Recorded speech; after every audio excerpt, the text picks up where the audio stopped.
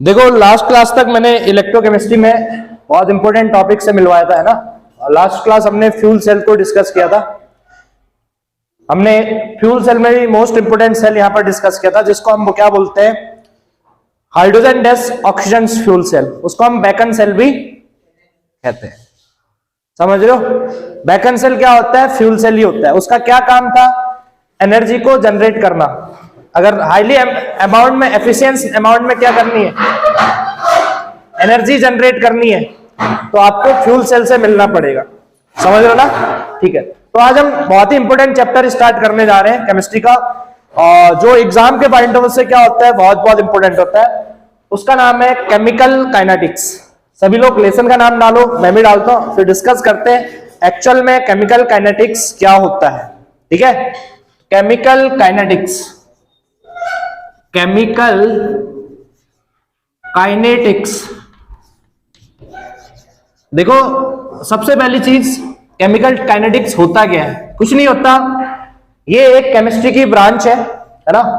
Chemical kinetics भी एक chemistry की ब्रांच है, जिसमें आप केमिकल रिएक्शन की स्पीड से डील करते हो, है ना।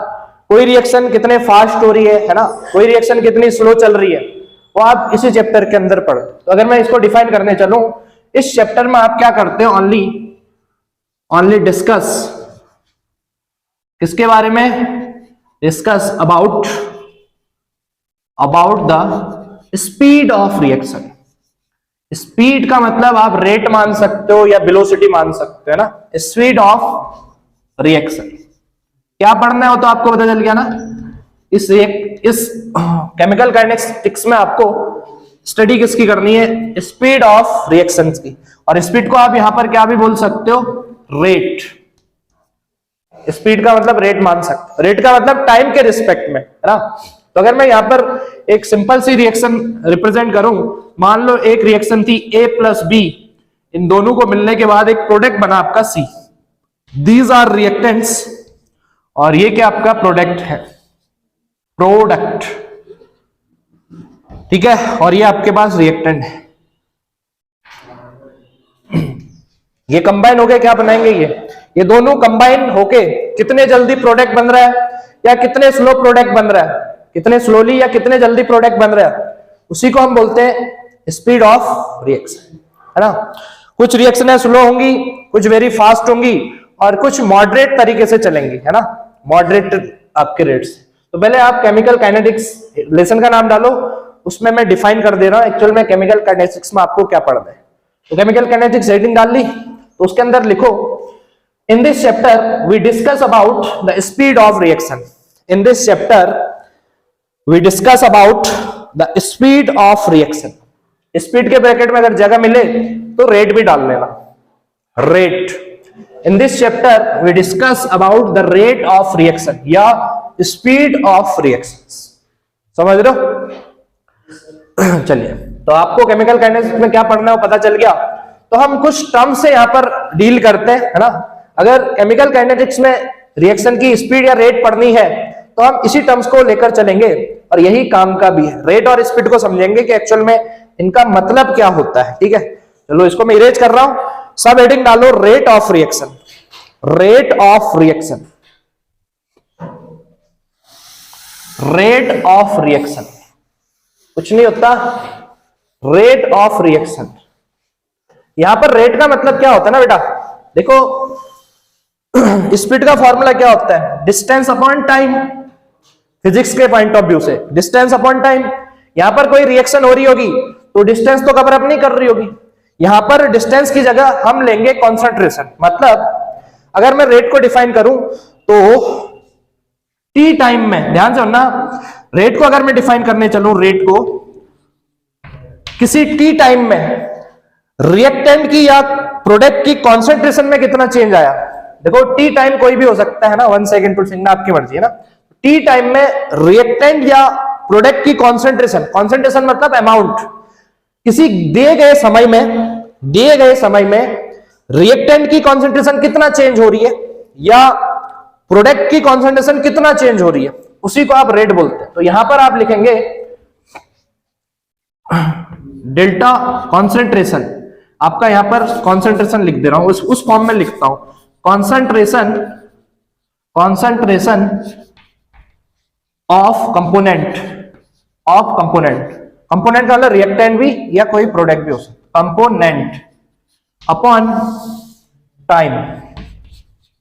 ये तो वर्ड्स की फॉर्म में है, तो कॉन्सेंट्रेशन में कितना चेंज आ रहा है, चेंज भी लिख दो, change in concentration of component upon time के रिस्पेक्ट में किसी रिएक्टेंट या प्रोडक्ट की कॉन्सेंट्रेशन में कितना चेंज आ रहा है, वही आपकी रेट होती है। तो ये तो वर्ड्स की फॉर्म में लिख लो, ये फॉर्मूला लिखो, फिर हम उसको सिंबल्स की फॉर्म में देखते हैं। तो रेट इक्वल टू लिखो change in concentration of component upon time, change in concentration of component upon time, change in concentration of component upon time. समझ गए? ठीक है, चलो अगर कॉन्सेंट्रेट ये आपका रेट पता चल गया तो इसको हम सिंबल्स की फॉर्म में देखते हैं। जो रेट होती है रिएक्शन की वो दो टाइप्स की हो सकती है। चलो इसको देखते हैं। जो रेट होती है ना वो दो टाइप्स की हो सकती है। एक होता है बेटा आपके पास average rate,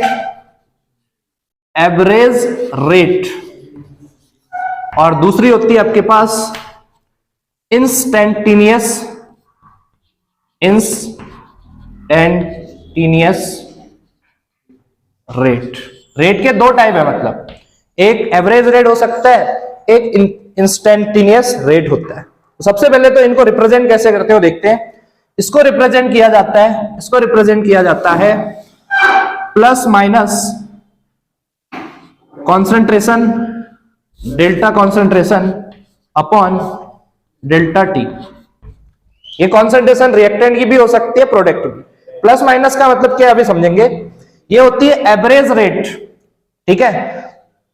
concentration of component, reactant की भी कॉन्सेंट्रेशन हो सकती है, प्रोडक्ट भी, plus minus upon delta T, ठीक है।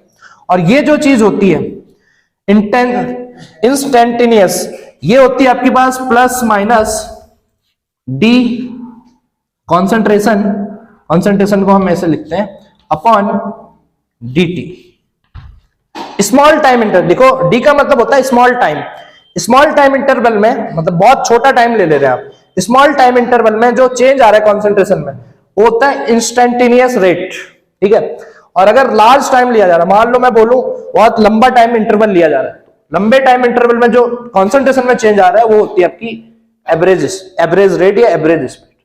फॉर्मूलों में कोई दिक्कत नहीं है, ये plus minus D concentration upon D T, और यहां पर है plus minus delta C upon delta T. दोनों फॉर्मूले सेम टाइप के दिख रहे हैं, लेकिन इंस्टेंटेनियस जो रेट होती है वो शॉर्ट टाइम इंटरवल के लिए कॉन्सेंट्रेशन में चेंज को कैलकुलेट करने के लिए ये वाला यूज किया जाता है। लार्ज टाइम इंटरवल है तो उस टाइम आपका ये वाला फॉर्मूला अप्लाई होता है, plus minus delta C upon delta. दोनों में डिफरेंस आ गया, कौन लार्ज टाइम के लिए निकालने के लिए रेट यूज होता है और कौन सा फॉर्मूला शॉर्ट टाइम इंटरवल के लिए यूज होता है। कर सकते हो, सिंपल तो है। पहला है plus minus delta C upon delta T, दूसरा है plus minus D C upon D T, ठीक है। चलो ये प्लस माइनस क्या दिखाता है मैं आपको बता रहा हूं। देखो इस प्लस माइनस का मतलब बहुत इंपॉर्टेंट है। देखो ये है आपका ए प्लस बी, क्या बनेगा सी। अब मुझे बताओ अगर कभी रिएक्टेंट से प्रोडक्ट बन रहा है, ये दोनों कंबाइन हो गए, ये बन रहे होंगे, तो इसकी अमाउंट कम हो रही होगी ना। अगर ये कंबाइन हो गए ये बन रहा है तो इसकी कॉन्सेंट्रेशन क्या हो रही होगी, घट रही होगी। रिएक्टेंट की कॉन्सेंट्रेशन रिएक्शन के दौरान कम होती है, घटती है। ये ज्यादा, मान लो 10 मोल लिया था, ये भी 10 मोल दिया था, टोटल क्या होगा 20 मोल्स। ये रिएक्ट करके इनकी मोल्स क्या हो जाएगी, प्रोडक्ट की ओर कन्वर्ट होगी, मतलब सी बनने लगेगा। तो रिएक्टेंट की कॉन्सेंट्रेशन घटेगी और प्रोडक्ट की कॉन्सेंट्रेशन रिएक्शन के दौरान बढ़ती है। ये प्लस माइन, जो प्लस और माइनस साइन है ना, ये माइनस साइन तो दिखा रहा है कॉन्सेंट्रेशन का घटना और प्लस साइन दिखा रहा है कॉन्सेंट्रेशन का बढ़ना। आप ये मत बोल देना कि प्लस माइनस, कभी भी रेट निगेटिव नहीं होती है। ये प्लस माइनस आपको रेट को नहीं बता रहा है, ये प्लस माइनस सिर्फ ये बता रहा है कॉन्सेंट्रेशन का घटना या बढ़ना। ये प्लस साइन बता रहा है कॉन्सेंट्रेशन का बढ़ना और ये माइनस साइन बता रहा है कॉन्सेंट्रेशन का घटना। मतलब अगर मैं बात करूं रिएक्टेंट के लिए, अगर मैं रिएक्टेंट के लिए अगर रेट को लिखूं तो रिएक्टेंट के लिए क्या होगा, आपका रेट का जो फॉर्मूला होगा वो कुछ इस टाइप का होगा। ध्यान से बोलना क्या बोल रहा हूं, प्लस माइनस की जगह आप क्या लगाएंगे, रिएक्टेंट के लिए माइनस लगाएंगे। ठीक है, अगर इसी फॉर्मूले को रेट निकालना आपको प्रोडक्ट की साइड के लिए, तो क्या प्रोडक्ट की कॉन्सेंट्रेशन ऑलवेज क्या होती है, बढ़ती है। आप ये वाला फॉर्मूला लगाना। अगर minus delta C upon delta T होगा, इसका मतलब वो रेट होगी किसके लिए डिफाइन हो रही होगी, रिएक्टेंट के लिए। अगर कहीं पर प्लस डी प्लस लगा के आपका डिफाइन कर रहे हो रेट को, मतलब ये प्रोडक्ट के लिए डिफाइन हो रहा होगा। ध्यान रखना प्लस माइनस का मतलब क्या है, समझ गए। तो ये दोनों लिख लो, फिर मैं कुछ चीज आपको करवा रहा हूं। ये दोनों फॉर्मूले लिख लो। पहले तो ये लिख लिया होगा ना, ये वाला और ये वाला। प्लस माइनस का मतलब प्लस होता है आपका प्रोडक्ट के लिए, माइनस साइन लगा के अगर रेट लिखोगे तो माइनस वाला रिएक्टेंट के लिए, प्लस वाला प्रोडक्ट के लिए, माइनस वाला रिएक्टेंट के लिए। ठीक है, इसको करो, फिर आगे कुछ चीज मैं आपको बता रहा हूं।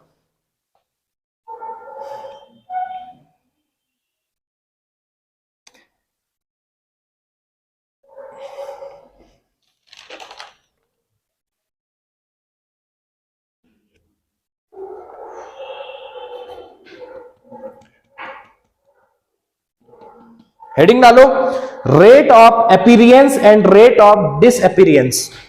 रेट ऑफ अपीरियंस, इसको मैं इरेज कर रहा हूं। Rate of appearance and rate of disappearance, इसका मतलब क्या समझते हो। अपीरियंस का मतलब बन रहा है और डिसअपीरियंस का मतलब कम हो रहा है। ठीक है, तो अगर आपसे मैं बात करूं कि रेट ऑफ जो अपीरियंस होगा तो उस किसके लिए डिफाइन होता है। अगर मैं ए प्लस बी की रिएक्शन कराऊं, सी बन रहा होगा, सही बात, ये तो रिएक्ट करके ये बन रहा होगा, तो बताओ कम कौन हो रहा होगा। डिसअपीरियंस का मतलब घट रहा है ना। तो रिएक्टेंट रिएक्ट करके प्रोडक्ट बनाएंगे, तो डिसअपीरियंस कौन होगा, ये होंगे डिसअपीरियंस। ठीक है, और जो प्रोडक्ट होगा वो आपका अपीरियंस होगा। मतलब मेरा कहने का मतलब ये है कि जो डिसअपीरियंस वर्ड यूज होता है, डिसअपीरियंस रेट, वो डिफाइन होती है रिएक्टेंट के लिए। वो रेट जो डिटरमाइन होती है या कैलकुलेट की जाती है किसके लिए, ओनली रिएक्टेंट के लिए, उसको हम बोलते हैं डिसअपीरियंट रेट। और जो रेट प्रोडक्ट के लिए डिफाइन की जाती है वो होती है अपीरियंस रेट। डिसअपीरियंस मतलब रिएक्टेंट की रेट जो कैलकुलेट की जाती है, और अपीरियंस रेट जो प्रोडक्ट के लिए आपकी क्या की जाती है, कैलकुलेट। अगर मैं इसके लिए डिफाइन करूं, तो अगर मैं इसको इस फॉर्म में लिखूं, डिसअपीरियंस रेट कैलकुलेट करूं, तो आपका होगा क्या होगा, minus delta C upon delta T होगा। ये एवरेज रेट है। अगर मैं डिसअपीरियंस रेट आपका इंस्टेंटियस प्रोसेस में करूंगा, तो आपका क्या होगा, ये आपका होगा माइनस डीसी अपॉन डीटी। ये स्मॉल टाइम इंटरवल के लिए है, ये एवरेज रेट है, और ये आपकी इंटेंसियस क्या हो रहा है वो,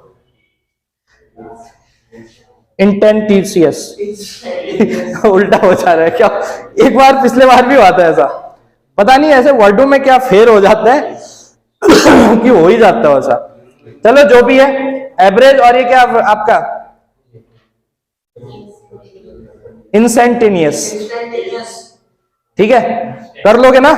चलो, ये तो था डिसअपीरियंस रेट। अगर मैं अपीरियंस रेट कैलकुलेट करूं एवरेज वाली भी, तो आपका ये क्या आएगा, plus delta C upon delta T. ये प्लस क्यों लगाया, क्योंकि ये प्रोडक्ट बन रहा है। अपीरियंस के लिए प्लस लगाया जाता है और डिसअपीरियंस के लिए माइनस लगाया जाता है। और इसके लिए क्या होगा आपका, अगर मान लो शॉर्ट टाइम इंटरवल के लिए निकालना है, तो आपका प्लस डीसी अपॉन डीटी। तो यही है अपीरियंस और डिसअपीरियंस रेट। कर लोगे ना इसे। चलो ये लिख लो, डिसअपीरियंस में ये दो फॉर्मूले लिख लो। ये शॉर्ट इंटरवल के लिए है और ये आपका लार्ज इंटरवल के लिए, ठीक है। और ये लार्ज इंटरवल के लिए, मतलब ज्यादा टाइम के लिए, और ये होता है शॉर्ट टाइम के लिए, शॉर्ट इंटरवल, इंस्टेंटेनियस। ठीक है, अब ठीक है,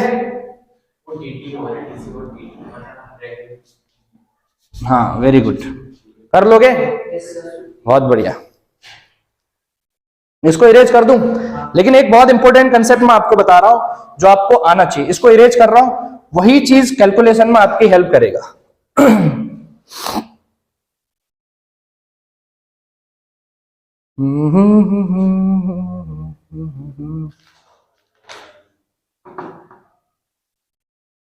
इरेज कर दूं इसे,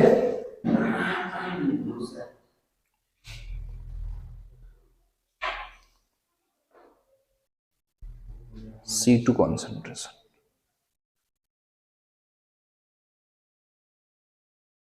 आजकल अंधेरा जल्दी हो जा रहा है,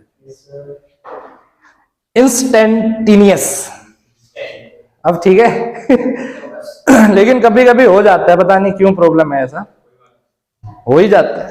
कंसेप्ट पे फोकस करो, स्पेलिंग में फोकस, ये इंग्लिश पे फोकस नहीं करता, आप तक पहुंच जाना चाहिए बोलना क्या चाह रहा हूं मैं। ठीक है, इसको इरेज कर दो फिर, चलो। लेकिन काम का पॉइंट मैं आपको बता रहा हूं जो बहुत इंपॉर्टेंट हुआ करता है, वही आपको इस चैप्टर की कैलकुलेशन में ज्यादा हेल्प करने की कोशिश करेगा। मैं आपको एक चीज समझा रहा हूं, जो आपकी एवरेज रेट होती है ना बेटा, कोई भी एवरेज रेट क्या था फॉर्मूला, जो एवरेज रेट है, एवरेज रेट जो होती है आपके पास, एवरेज रेट फॉर्मूला तो आपको पता ही है, plus minus delta C upon delta T, this is average rate. ये दोनों के लिए मैंने डिफाइन कर दिया, ये आपका प्लस होगा तो प्रोडक्ट के लिए डिफाइन हो रहा होगा, माइनस होगा और रिएक्टेंट। ये जो होती है ना बेटा, ये आपकी C2 minus C1 upon T2 minus T1 से कैलकुलेट होता है। T2 का मतलब टाइम है, ये T2 माइनस T1, ये T2 टाइम है, ये T1 टाइम है, दो टाइम दिए आपको। जैसे आप एवरेज वेलोसिटी निकालते हो, total time upon total distance upon total time, वैसे ही आपकी दो कॉन्सेंट्रेशन आपके पास C2 माइनस C1 और दो टाइम भी आपके पास T2 माइनस T1। इससे आपका क्या निकल आएगा, एवरेज रेट, और जो एवरेज रेट होती है इसके बराबर होती है C2 minus C1 upon T2 minus T1 के। ये कर सकते हो, ये रिलेशन बहुत इंपॉर्टेंट है, काम आएगा अभी। ठीक है, चलो ये तो आप कर सकते हो। एक नई हेडिंग डालो जिसका नाम है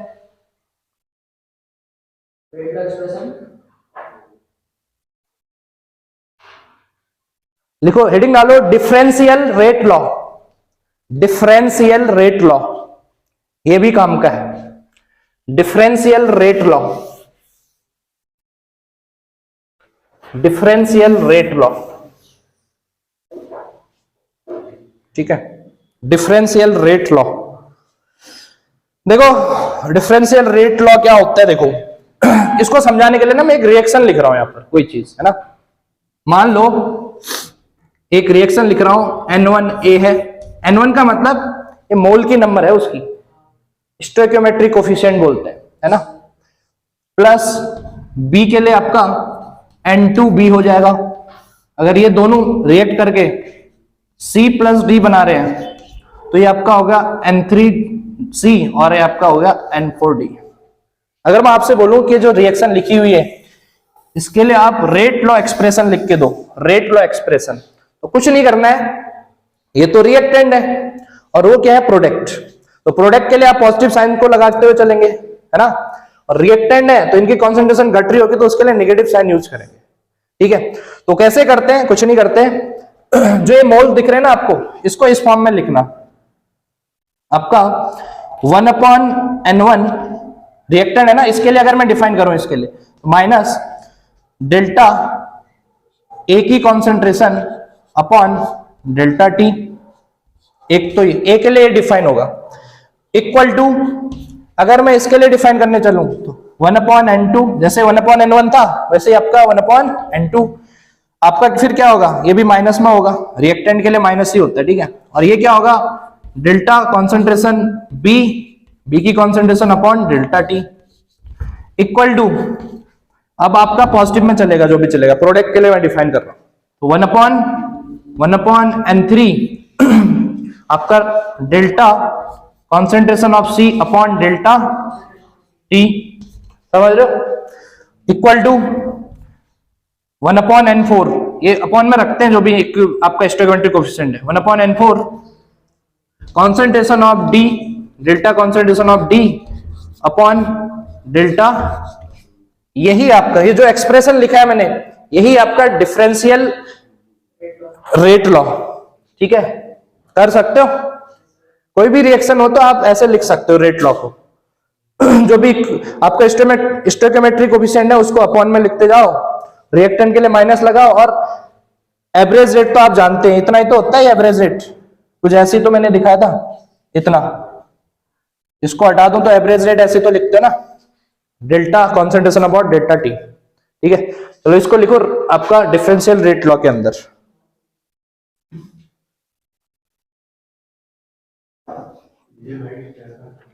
बोले नहीं, इतनी चीजें आ गई जो मैंने बोली हैं, कुछ नहीं है। पहले व्हाट इज केमिकल काइनेटिक्स समझा दिया, दूसरा केमिकल काइनेटिक्स में रेट से डील करते हैं, और रेट को भी मैंने समझा दिया। ठीक है, रेट को भी समझा दिया।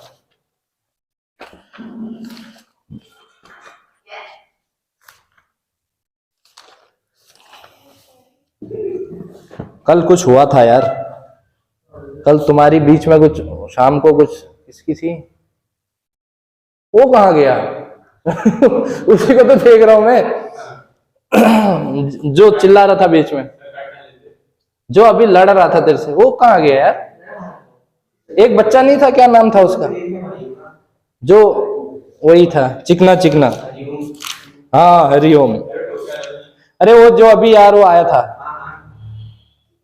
जो कल आया था, आज नहीं आया, वो स्टार्ट में आया था जो लड़ रहा था आपसे, मैं उसी को देख रहा हूँ, उसी की आवाज आ रही थी, कुछ बीच में चिल्लाया नहीं, मैंने कहा जिनका जैसा मत कर, को जैसा भी बोला था। अरे भाई जी क्या बोल रहा हूँ, कल की बात चल रही है हमारी, आज की नहीं चल रही है, शाम को बोल रहा हूँ, शाम को। तो ये कर सकते हो, फिर सिंपल सा है, कोई दिक्कत नहीं है। अभी करते हैं उसको,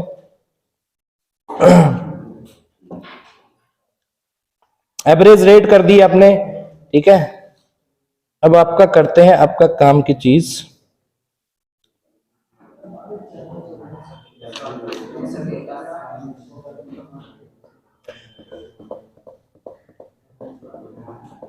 चलो एक क्वेश्चन लिखो,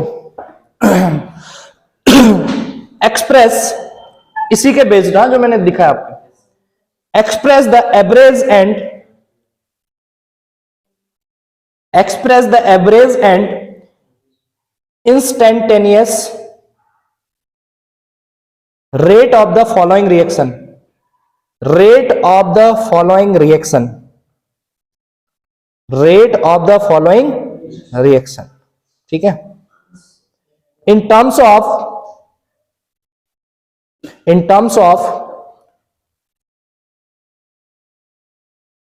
concentration of all reactant,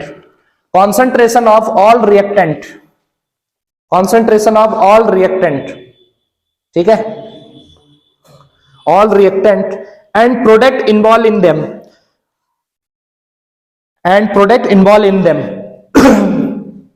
देखो ना, जो मैंने आपका रेट लॉ डिफाइन किया है, ये एवरेज रेट के अकॉर्डिंग डिफाइन किया है, क्योंकि डेल्टा साइन कहां लगता है, एवरेज वाले में।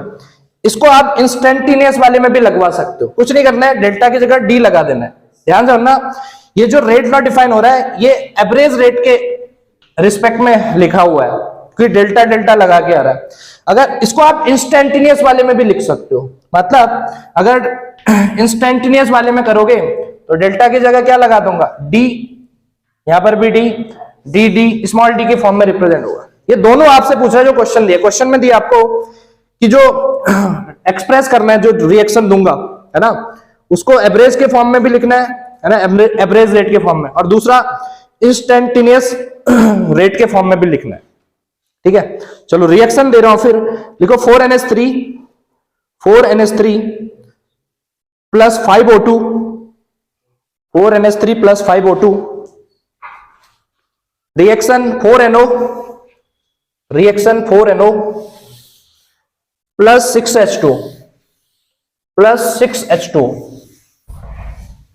तो जो 4 3 6 दे रहा हूं ना यहां पर, इसको आप मोल बोलते हो। जो N1N लिखा ना आपने वही है। तो रिएक्शन क्या थी, 4NH3 plus 5O2 reaction 4NO plus 6H2, ये आपकी रिएक्शन है।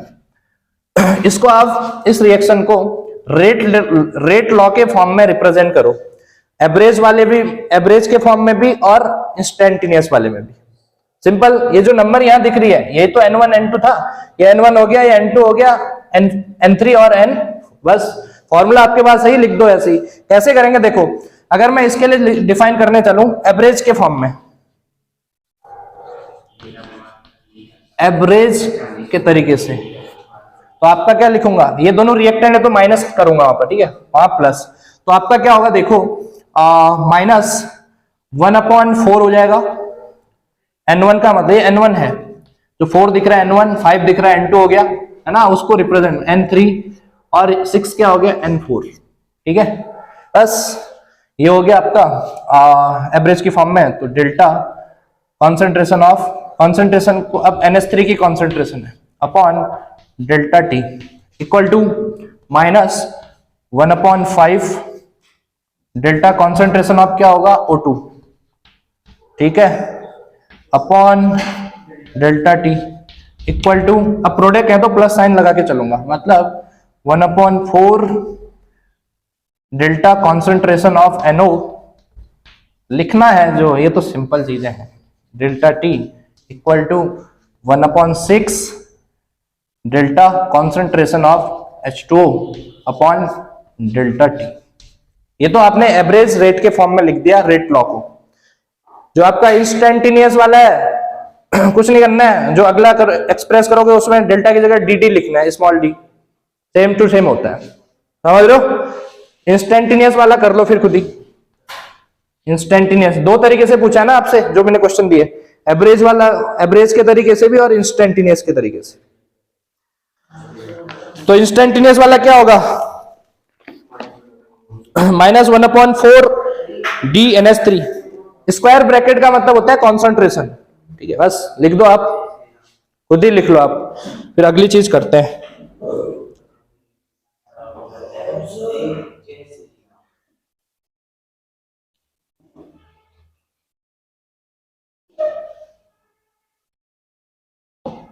ये क्वेश्चन लिखो, देखते हैं दिमाग कितना लगाते हो आप, देखते हैं।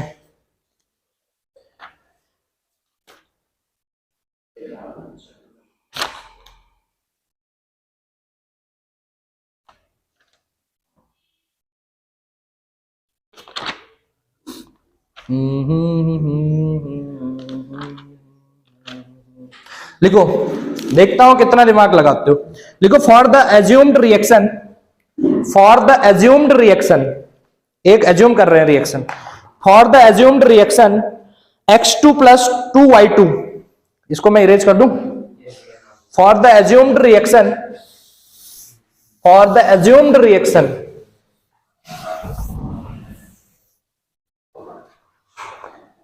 X2, assumed reaction X2 plus 2Y2, एक रिएक्शन एज्यूम कर रहे हैं ना, X2 plus 2Y2 reaction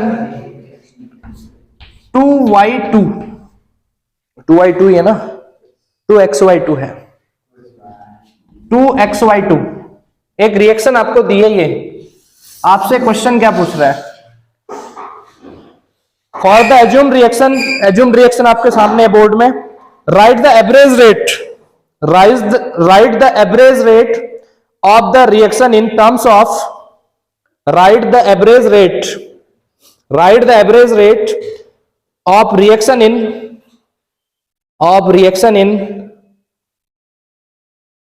terms of disappearance of Y2, terms of disappearance of Y2, मतलब Y2 की डिसअपीयरेंस पे रेट पूछ रहा है, तो मतलब डिसअपीयरेंस का मतलब रिएक्टेंट के लिए डिफाइन होता है।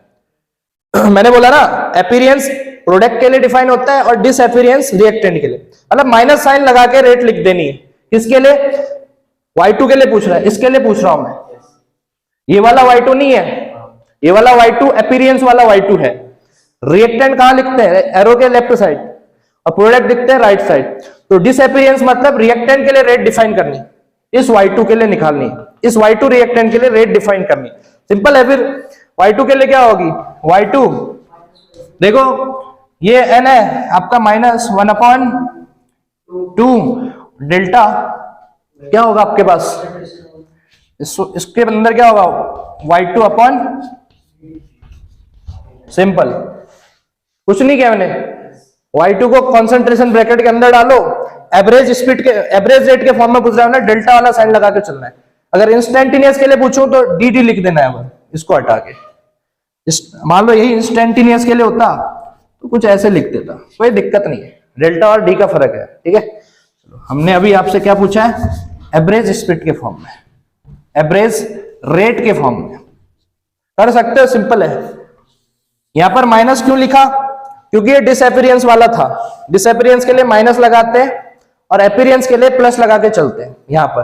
और बाकी अपीयरेंस और डिसअपीयरेंस को लिखने का तरीका एक ही है, बट साइन का चेंज है, प्लस माइनस साइन का चेंज है, ठीक है। डिसअपीयरेंस के लिए माइनस लगाएंगे, अपीयरेंस के लिए प्लस, और बाकी इधर का पार्ट सेम ही होता, ठीक है। बहुत बढ़िया। ये तो था नॉर्मल से क्वेश्चन, चिल्लर से थे, लेकिन वैल्यू के बेस्ड आपसे अभी नहीं पूछा है, और वैल्यू के बेस्ड देखेंगे अभी। चलो एक लिख ही लो वैल्यू के बेस्ड, तुम्हारे कितने दिमाग लगते हैं देखते हैं।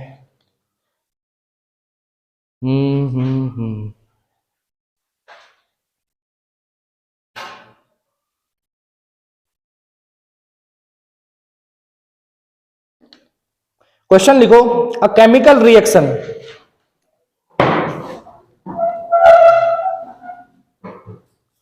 a chemical reaction, a chemical reaction 2A, मतलब 2A एक सिंपल रिएक्शन दे रहा हूं, 2A इक्वल, लिखो यहां पर लिख ही दे रहा हूं मैं, 2A एक रिएक्शन दे रहा हूं, उसके लिए क्वेश्चन पूछ रहा हूं आपसे। यहां बड़ा धूल ही धूल हो रहा है साला, दिमाग है। 2A यहां पर एक रिएक्शन है, 2A आपका बन रहा है, इससे C+ कुछ बन रहा है, C+ आपको दिया है 4B, एक रिएक्शन दी आपको सिंपल सी, 2A टूटकर ये और ये बना रहा है, मतलब डिकम्पोजिशन नहीं होगा ये रिएक्शन, है ना, कोई चीज है ये टूटकर दो चीज बना रहा है, एक रिएक्शन दी है, ठीक है। आगे पूछा है इन गैस फेज, इन गैस फेज, ये गैस ही में है, जितने आपको डाइवर्ट कर रहा है गैस वैस के लिए। इन gas phase occurred in closed vessels, occurred in closed vessels, full stop. The concentration of B, the concentration of B is found to be, is found to be, is found to be found to be increased by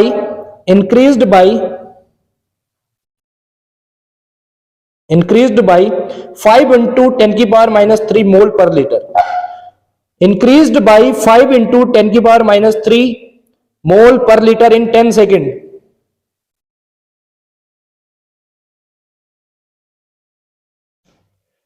-10 second,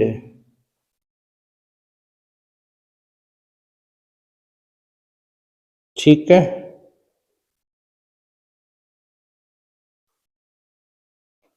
ten second,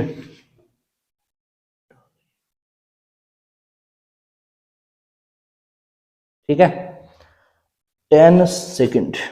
calculate the rate of appearance of B, calculate the rate of calculate the rate of appearance of B.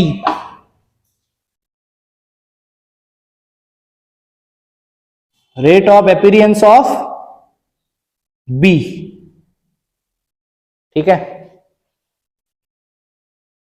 ठीक है। दूसरा नहीं, पहला ही करो आप, पहला ही करो। आपसे क्या पूछा है? देखो मैं एक चीज आपको क्लियर कट बता दूं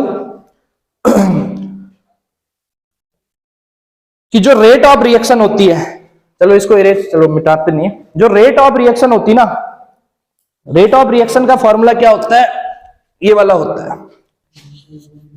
रेट जो होती है वो एक्चुअल में निकाली जाती इससे 1/n1 delta concentration upon D, आपका टी, डी लगा लो या डेल्टा लगा लो, कोई भी दिक्कत, डेल्टा की फॉर्म में भी लिख सकते हैं। रेट ऐसे लिखी जाती है, रेट को आप इस फॉर्म में लिखते हैं 1/n1। लेकिन जो अपीयरेंस और डिसअपीयरेंस वाली तरीके से आपसे क्वेश्चन पूछे तो उस टाइम ये वाला पार्ट नहीं होता, ये वाला पार्ट। डिसअपीयरेंस के तरीके से आपसे रेट पूछे या अपीयरेंस के तरीके से रेट पूछे, इतने पार्ट को मत लेना, समझ लो।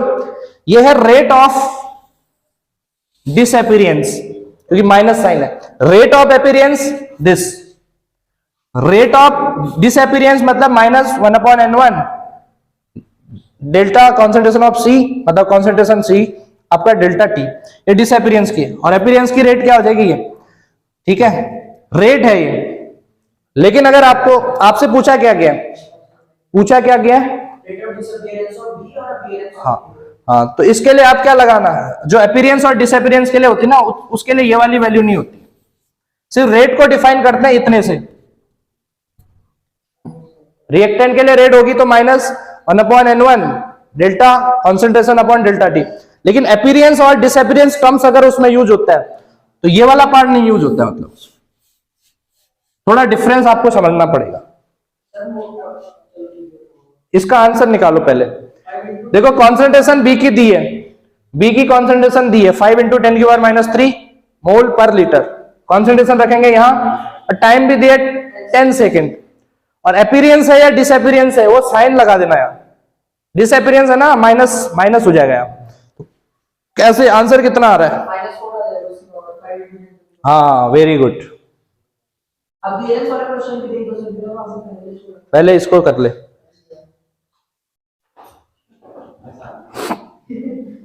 रेट ऑफ लिख लिया ना, रेट ऑफ रिएक्शन कैसे लिखते हैं?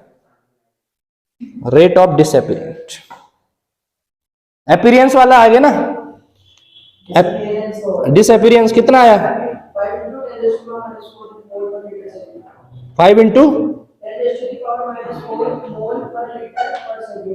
पर लीटर पर सेकेंड, ठीक है, प्लस में रेट ऑफ अपीयरेंस, अपीयरेंस था ये, तो अपीयरेंस था तो प्लस लगाएंगे ना। कितना आया? अपीयरेंस वाला आपका आएगा 5 × 10⁻⁴, ठीक है। डिसअपीयरेंस वाला करो,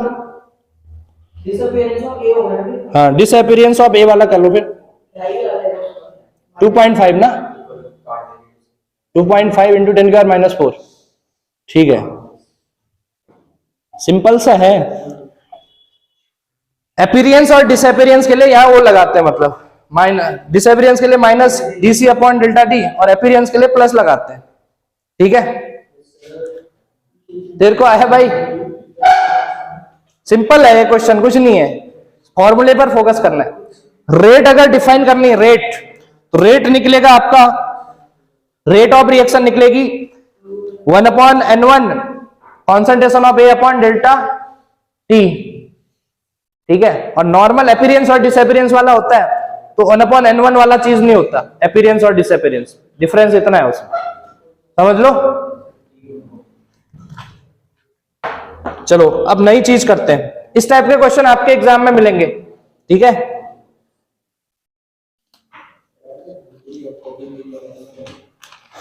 हेडिंग डालो, factor affecting the rate of reaction. Factor affecting the rate of reaction मतलब रिएक्शन की स्पीड चेंज करना, रेट का मतलब स्पीड ऑफ रिएक्शन, कौन कौन से फैक्टर रिएक्शन की रेट को चेंज कर सकते हैं, मतलब किस चीज को ऐड करेंगे रिएक्शन के सॉल्यूशन में कि रिएक्शन फास्ट होगी, या किस चीज को ऐड करें कि रिएक्शन स्लो होगी। तो बहुत सारे फैक्टर्स हैं जो रेट को चेंज कर सकते हैं। जैसे कैटालिस्ट है, रिएक्शन में आप कैटालिस्ट मिला दो, फास्ट कर देगा स्पीड, ठीक है। या टेम्परेचर बढ़ा दो, गर्म करो किसी चीज को, तो मतलब रेट चेंज कुछ फैक्टर्स के थ्रू होती है। तो पहला फैक्टर लिखो टेम्परेचर। टेम्परेचर भी बहुत बड़ा फैक्टर होता है, किसके लिए? रेट चेंज के लिए, ठीक है। दूसरा लिखो concentration of reactant. Concentration of reactant, तो टेम्परेचर बढ़ाने से क्या होगा? टेम्परेचर बढ़ाओगे तो रिएक्शन की रेट चेंज होगी, फास्ट चलेगी रिएक्शन, फास्ट। और टेम्परेचर घटाओगे तो रिएक्शन स्लो होगी। सिंपल सी बात है। अगर कागज को जलाना चाह रहे हो, अब उस फॉर्म में देखो, कागज को जलाना चाह रहे हो, पानी में डुबो के जलाना कागज, और एक सूखा कागज जलाना, कब फास्ट होगी? गीले वाले में कैसे फास्ट चलेगा? हो सूखा वाला चलेगा ना, समझ रहे हो? वही चीज है। तो सूखा था मतलब टेम्परेचर ज्यादा था, उसका ज्यादा टेम्परेचर होगा तो रिएक्शन फास्ट होगी। गीला था मतलब टेम्परेचर कम है, तभी स्लो प्रोसेस हो रही है। तब भी तो पानी क्या होता है ना, पानी किसी गर्म पानी हो चाहे ठंडा पानी हो, पानी क्या करता है? पानी इग्निशन टेम्परेचर को क्या कर देता है? बढ़ा देता है। एक टेम्परेचर, किसी भी चीज को बर्न होने के लिए एक टेम्परेचर चाहिए, जिसको हम बोलते हैं इग्निशन टेम्परेचर। जिसका इग्निशन टेम्परेचर कम होता है वो जल्दी जलता है, जिसका हायर होता है वो लेट जलता है। अगर मैं मान लो लकड़ी और पेट्रोल में कंपेयर करूं, तो पेट्रोल तुरंत आग पकड़ लेगा, मतलब पेट्रोल का इग्निशन टेम्परेचर क्या है? कम। जिसका इग्निशन टेम्परेचर कम होता है वो जल्दी बर्न होता है, और जिसका इग्निशन टेम्परेचर हाई होगा वो आपका देर में जलेगा, ठीक है। देर में कोई चीज जलती है, कोई चीज जल्दी जलती है, उसका डायरेक्ट रिलेशन होता है इग्निशन टेम्परेचर से। कम इग्निशन टेम्परेचर तो जल्दी जलेगा, मतलब जल्दी आग पकड़ेगा, और हाई इग्निशन टेम्परेचर मतलब बहुत देर में आग पकड़ेगा, समझ रहे हो? चलो, तो एक तो क्या लिखा था आपने? रेट को चेंज करने वाला टेम्परेचर। दूसरा concentration of reactant. Concentration of reactant का मतलब क्या है, समझ रहे हो? जितना ज्यादा रिएक्टेंट लोगे उनकी कंबाइनिंग होने की कैपेसिटी बढ़ेगी, और रिएक्टेंट कंबाइन जितना ज्यादा होंगे प्रोडक्ट जल्दी जल्दी बनेगा। मतलब सिंपल सी बात है कि अगर क्लास में 4 बच्चे आ रहे हैं पढ़ने, ध्यान देना, जो रेट आपकी रेट चेंज हो सकती है। एक तो टेम्परेचर चेंज करने से रेट चेंज हो सकती है, दूसरा रिएक्टेंट की कॉन्सेंट्रेशन बढ़ाने से, मतलब कॉन्सेंट्रेशन का मतलब अमाउंट बढ़ाने से।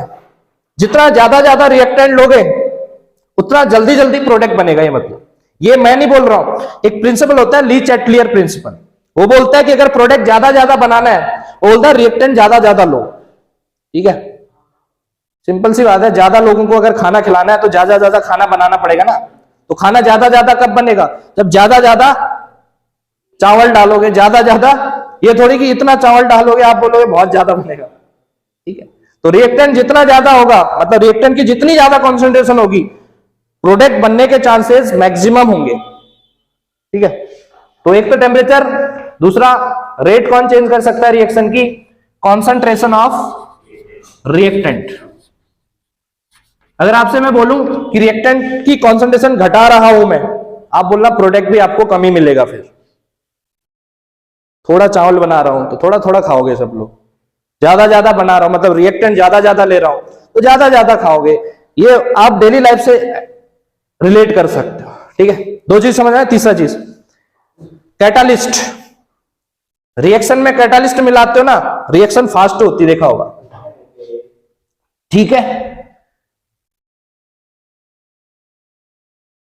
कैटालिस्ट, ठीक है। ये तो था, 1 2 और लिखो। तीसरा और अगला लिखो surface area. Surface area,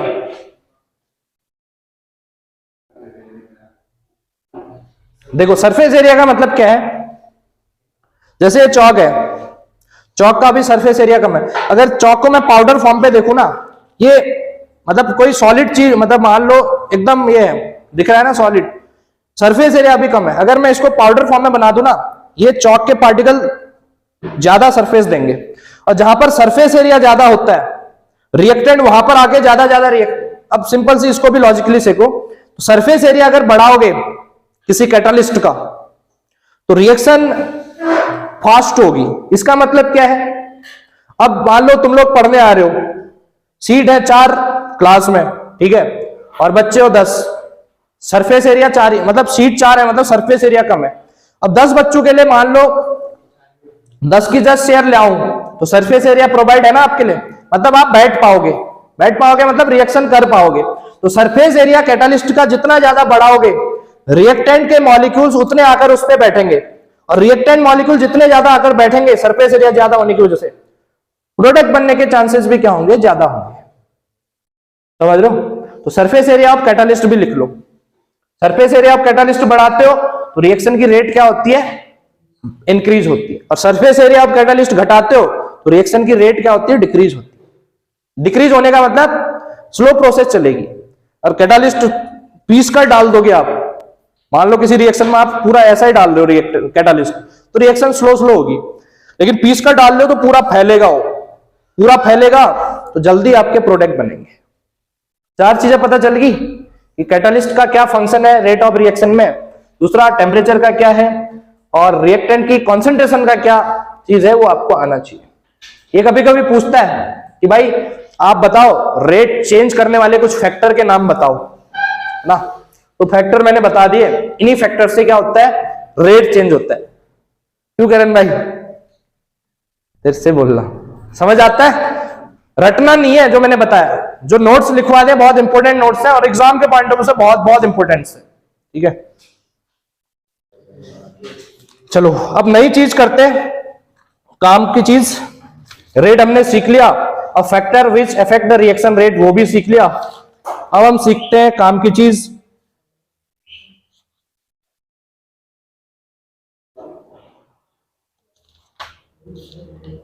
time क्या हो गया, 7 बज गया। चलो इतना कर लोगे, फिर आगे डिस्कस करेंगे कल, डिस्टर्ब नहीं करना है।